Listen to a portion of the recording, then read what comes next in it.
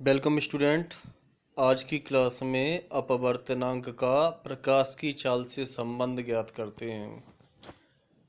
जब कोई प्रकाश किरण किसी एक माध्यम से चल के दूसरे माध्यम में जाती है तो वह अपने मार्ग से विचलित हो जाती है, जिसे हमने प्रकाश का अपवर्तन कहा था। एक माध्यम के सापेक्ष दूसरे माध्यम का अपवर्तनांक उन माध्यमों में प्रकाश की चालों के अनुपात के बराबर होता है। यदि हम वायु के सापेक्ष जल का अपवर्तनांक ज्ञात करें तो ऐसी स्थिति में वायु में प्रकाश की चाल तथा जल में प्रकाश की चाल का अनुपात ज्ञात करेंगे तो सूत्र बन जाएगा AN W बराबर वायु में प्रकाश की चाल, जिसे C से प्रदर्शित करते हैं, बटे जल में प्रकाश की चाल, जिसे V से प्रदर्शित करते हैं। यही इसका फॉर्मूला होगा। वायु में प्रकाश की चाल C का मान 3 × 10⁸ मीटर प्रति सेकंड होता है। ये मान एकदम निश्चित होता है, इसको याद रख लेंगे सभी स्टूडेंट। नेक्स्ट टॉपिक आता है लेंस। तो लेंस ध्यान रखें कि एक पारदर्शी माध्यम होता है जो कि दो गोलीय पृष्ठों से अथवा एक गोलीय पृष्ठ से तथा एक समतल पृष्ठ के मिलने से बनता है। ऐसे माध्यम को लेंस कहते हैं।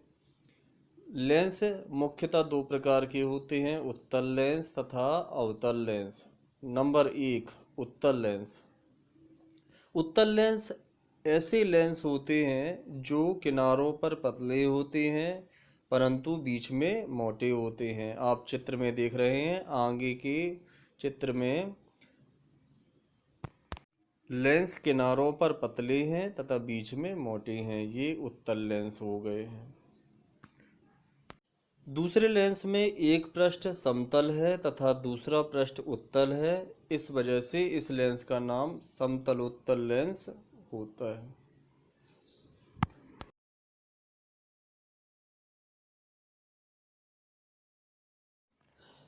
लेंस का दूसरा प्रकार होता है अवतल लेंस। तो अवतल लेंस ऐसे लेंस होते हैं जो किनारों पर मोटे होते हैं परंतु बीच में पतले होते हैं। ऐसे लेंस अवतल लेंस कहलाते हैं। यदि इन लेंसों का एक पृष्ठ समतल हो जाए और दूसरा पृष्ठ अवतल हो जाए तो ऐसे लेंसों को समतलावतल लेंस भी कहते हैं। चित्र नंबर B में, पहले चित्र में अवतल लेंस दिया गया है जिसके किनारों को मोटा दिखाया गया है तथा बीच में इस लेंस को पतला दिखाया गया है। तथा B कैटेगरी में सेकंड लेंस जो बना है उसका पहला पृष्ठ समतल है, दूसरा पृष्ठ अवतल है। इस कारण से इसका नाम समतलावतल लेंस होगा।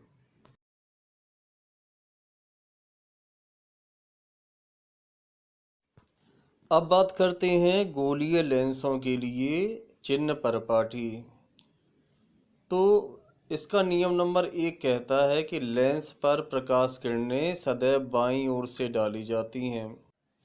नियम नंबर 2 कहता है कि सभी दूरियां लेंस के प्रकाशिक केंद्र से मुख्य अक्ष के समांतर नापी जाती हैं। यानी कि प्रकाशिक केंद्र C बिंदु जो है वो लेंस का एक महत्वपूर्ण बिंदु होता है। आप चित्र में देख रहे हैं, लेंस के ठीक अंदर एक C बिंदु इंडिकेट किया गया है। यही लेंस का प्रकाशिक केंद्र होगा और जितनी भी दूरियां हैं वो लेंस से प्रकाशिक केंद्र से नापी जाती हैं।